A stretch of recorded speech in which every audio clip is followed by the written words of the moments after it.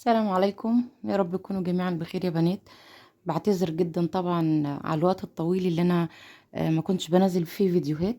وان شاء الله الفترة اللي جاية بإذن الرحمن هقدم لكم ان شاء الله كل مفيد في الحقن المجهري. لان في بنات كتيرة طالبة مني ان انا اتكلم باستفاضة عن الحقن المجهري. وكان في اقتراح كده كنت عايزة اقوله لكم في البداية. اولا للبنات اللي جديدة اللي لسه اول مرة تتفرج معايا على فيديو من فيديوهاتي للحقن المجهري. انا طبعا واحده زيكم، الحمد لله ربنا اكرمني. لله الحمد، عملت حقن مجهري ويرجع اجنه. من مرتين ربنا اكرمني بالاطفال يعني.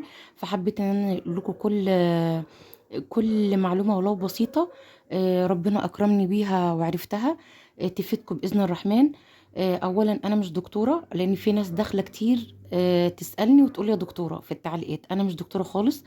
انا الحمد لله ربنا اكرمني، فحبيت ان انا اكون معاكم او اي حد حابب ان انا اكون معاه او يسالني سؤال او يستفسر عن الحق المجهري او يستفسر عن ارجاع الاجنه او اي حاجه في اطفال الانابيب او ارجاع الاجنه او الحقن المجهري او حتى التنشيط وكل حاجة عن الحقن المجهري.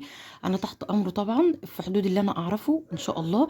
وحتى أنا لو ما بعرفش حاجة، في بنات بتدخلني وتسألني، أنا في دكاترة أعرفهم فباخد سؤالكم وبتصل بالدكتور او بتواصل مع الدكتور وبقول له في حالة في كذا كذا انا مش عارفة اجاوبها او ما عنديش الاجابة الكافية ليها. فهم مشكورين ربنا يجازيهم كل خير بيردوا عليا. وببعت لكم بالدليل البنات اللي كانت متابعة معايا، ببعت بالصور وببعت بالفيديوهات وببعت بالدليل الدكاترة بيقولوا لي ايه. لو صوت او صورة او اي حاجة. في بنات كتيرة طبعا متابعين معايا، ربنا يبارك لهم يا رب. في منهم دلوقتي اللي جايبين توأم الحمد لله، في اللي جايبين ولاد، في اللي جايبين بنات، في اللي ربنا ما اكرمهاش من اول مرة وبتجرب للمرة التانية بإذن الله. وانا برضو معاهم ان شاء الله ان احانا ربنا وادانا العمر هبقى معاهم برضو في العملية الجاية بإذن الله من اول ما تبدأ. انا اي حد بيخش لي والله، البنات اللي مجربين ومتابعيني وسامعيني دلوقتي وعارفين ام اياد، اي حد بيدخل يقول لي انا عايز رقمك بديهوله. انا طبعا مسحت ارقامي كلها من التعليقات، بس اي حد بيحبه انا بكتبه له في التعليقات، واول ما بياخده يتواصل معايا على الواتساب انا بروح مسحاه تاني، لاني بتحصل منه حاجات مزعجه كده شويه، فايه قررت ان انا اديهولهم وامسحه. وفي كمان فكره حبيت ان انا اقول لكم عليها، لو انتوا يعني تحبوا الاقتراح ده قولوا لي في التعليقات وانا تحت امركم. انا حبيت ان انا اعمل جروب للحقن المجهري نتعرف فيه على بعض. اولا في بنات بتتصل بيا كتير والله العظيم، حتى بيكون عندي ظروف ما يعلم بها الا ربنا يعني. ممكن تكون حاله وفاه، ممكن انا طبعا من المقربين ليا عارفين ان انا الفتره الجايه ممكن اعمل عمليتين برضو صعبين يعني. الحمد لله يا رب، ربنا يعافينا كلنا. فحتى والله وانا بتابع مع الدكاتره او بقرر هعمل عمليه ولا لا، برد برضو على البنات ما بسيبهمش. فكنت حابة أقول لهم حاجة، إن أي حد بيطلب مني حاجة أو بيستفسر مني أنا برد عليه، حتى لو عندي مشاكل أو متضايقة أو في ظرف عندي، ربنا يعني آه، يخفف عن الجميع يا رب. فكنت حابة إن أنا أعمل جروب نتعرف فيه على بعض. وكمان يعني زي أي أخت عندها معلومة عن الحقن المجاري ولو بسيطة ممكن تفيد بيها أختها لوجه الله، بس تكون معلومة أكيدة. يعني مثلا لو واحدة سألت عن حاجة، اللي تعرف كويس أو جربت تقول، اللي ما تعرفش خلاص. فأنا حابة إن احنا نتعرف على بعض، بدل ما مثلا أكتر من واحدة تخش لي في اليوم. وأنا على راسي والله كل البنات اللي بيخشوا لي، وعمري ما كليت ولا مليت، والبنات كلكم طبعا عارفين الكلام ده. بس انا قصدي لو انا مثلا مشغوله او ما ردتش بسرعه، لان في بنات بتزعل جدا بتقولي يا مؤيد انت ما بترديش بسرعه. انا عايزه اقول لكم برضو ان انا يعني عندي البيت وعندي الاولاد وعندي زوجي، وساعات بروح لوالدتي وشغلي. فمش يعني وقتي يعتبر مش ملكي وحدي. تمام. فيسامحوني لو انا بقصر او لو انا ما بردش على طول، بس والله غصب عني. انا يمكن التليفون بياخد من وقتي نص اليوم ان انا بقعد ارد على البنات فيه. فكنت حابة أعمل الجروب ده على أساس إن لو أنا مش قادرة أرد ممكن مثلا أخت تدخل ترد بالنيابة عني، أو مثلا اللي عارف يدخل يرد. آه، أو مثلًا إن إحنا نبقى صُحبة نهوّن على بعض، مثلًا لو في أخت عندها مشكلة، في واحدة لا قدّر الله العملية بتاعتها ما نجحتش. يعني أنا بصراحة والله أنا ربنا أكرمني بمعرفتي بيكم، أنا والله ربنا ملا حياتي بعد ولادي وزوجي وأهلي بيكم، بصُحبتكم. أنا حاسة إن شاء الله إن في عمار بيني وبين ربنا، في ناس كتيرة بتدخل في التعليقات، وشوف التعليقات كويس بتاعة الحقن المجاري، هتلاقي في بنات كتيرة جدًا، وهاورّيكم برضه تعليقات في الواتس، عندي رسايل جايه لي على الواتس، والله في بنات كتيره بتقول لي، يعني بتشكر في الاسلوب، بتشكر في في طريقتي، بتشكر ان انا مثلا، وده طبعا واجب عليا والله، مش فضل ولا من ولا كده، لكن انا حاسه ان هو واجب عليا، واجب عليا ان انا اعمل كده معاكم، لاني انا برضو كنت في نفس التجربة، والحمد لله ربنا أكرمني. فواجب عليا إن في علم جوايا ربنا أكرمني بيه، لازم أوصله لكم، لازم أقوله لكم.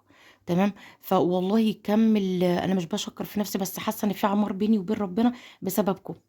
يعني من كتر ما انتم ربنا رزقني بيكم، انا بحس ان الرزق ده مش فلوس بس وبس، الرزق ده بيبقى في العيال، الرزق ده بيبقى في الصحة، الرزق ده بيبقى في صحبة صالحة. انا الحمد لله ربنا اكرمني بالصحبة الصالحة بيكم، ما تقابلناش في الدنيا، لكن ان شاء الله بدعي ربنا ان هو يعني يجمعنا على منابر من نور بإذن الله. فكنت حابة أقول لكم، لو أنتم حابين إن أنا أعمل الجروب ده وأحطه في أول تعليق في أي فيديو من فيديوهات الحقن المجهري، يبقى تعليق مثبت، وأي أخت تدخل عليه وتنضم لينا تبقى من المجموعة بتاعتنا حبايبنا، يعني يشرفني والله العظيم. انتوا سامحوني لو انا بقترح عليكم الاقتراح ده، بس والله تاني من كتر ما انا خايفة حد يتضايق مني ان انا ما بردش كتير، يعني انا على قد ما بقدر، لو حد لسه كاتب لي تعليق واول ما بشوفه برد، بس في اوقات كتيره ما ببقاش فاتحه النت، بيبقى عندي ظروف، ببقى بره البيت. يعني الفتره اللي فاتت اولادي كانوا تعبانين ومحجوزين في المستشفى، فقعدت 3 ايام في المستشفى ما اشوفش التليفون، فلقيت كم تعليقات كتير، فكنت زعلانه ان انا مش عارفه ارد عليكم، فاهمين؟ فدي حاجه برضو كانت مضايقاني في عز ما انا كنت مع اولادي، بس كنت بفتح التليفون اول ما ارجع البيت علشان اشوف لو في تعليق من حد ومحتاج سؤال او محتاج اجابه عن حاجه معينه. والله انا ما بتاخر، يعني البنات برضو اللي هيردوا عليكم في التعليقات، انا ازاي، بس سامحوني يعني. مش عارفه اتواصل معاكم بالقدر الكافي اللي يرضيكم يعني. تمام. وفي نفس الوقت برضو ما بقتش احط ارقام تليفوناتي كتير في التعليقات علشان السخافات اللي بتجيلي. ماشي. بس برضو والله اي حد هيطلب مني رقم تليفون واتاكد ان هو اخت، انا بدخل عيني ليها وببعت لها الرقم، واول ما بتتواصل معايا على الواتس واتاكد ان هي مدام او بنت او كده، يعني سيده، بمسح بعد كده الرقم على طول. فاللي انتوا عايزينه انا معاكم فيه، وان شاء الله الفتره اللي جايه باذن الرحمن، انا مش عايزه اطول عليكم، هنعمل مع بعض فيديوهات كتيره، وهكلمكم باستفاضه عن الحقن المجهري والمثبتات ومواعيد العلاج، ان انت لازم تاخديها في مواعيدك، وليه الحقن المجهري بيفشل لا قدر الله، وايه اسبابه، وايه اللي يخلي ان شاء الله باذن الرحمن الحقن المجهري ما يفشلش. وكمان في حاجه مهمه كنت عايزه اكلمكم فيها، اللي هي في بنات كتيره بتسالني بتقول لي يا ام اياد، آه هو الاجنه الفريش افضل ولا الاجنه المجمده؟ انا طبعا عشان جربت الاتنين، في العمليه الاولانيه والتانيه لولادي، فلله الحمد انا برضو كنت بستشير دكاتره وعلى تواصل بدكاتره لغايه السنه اللي فاتت، او بالظبط لغايه 8 شهور عدوا، لان كنت بتابع مع بنات وكنت بسال الدكاتره، فعارفه بالظبط. فربنا ان شاء الله ييسر لنا الامر كده ويدينا العمر، وهجاوب على كل الاسئله دي باذن الرحمن. انا اسفه جدا على الاصوات، بس 24 ساعه كده. يا رب يرزق كل مشتاق ويكرمكم بذرية طيبة، ويبعت لكل واحد نصيبه إن شاء الله بالولد والبنت يا رب، واللي يتمنى قلوبكم. متنسونيش بدعوة بظهر الغيبة حبايب قلبي، وأي حد عايز أي حاجة أنا تحت أمر في التعليقات، وإن شاء الله الفيديوهات الجاية ادعوا لي ربنا ييسر لي الأمر، وأعرف إن أنا أفيدكم ولو بحاجة بسيطة، يا ربنا يجعلها في ميزان حسناتنا ويجعلها صدقة جارية، ويتقبلها علم ينتفع به رب العالمين. استنوا الفيديوهات الجاية إن شاء الله خير، وإن شاء الله فيها معلومات كتير. السلام عليكم.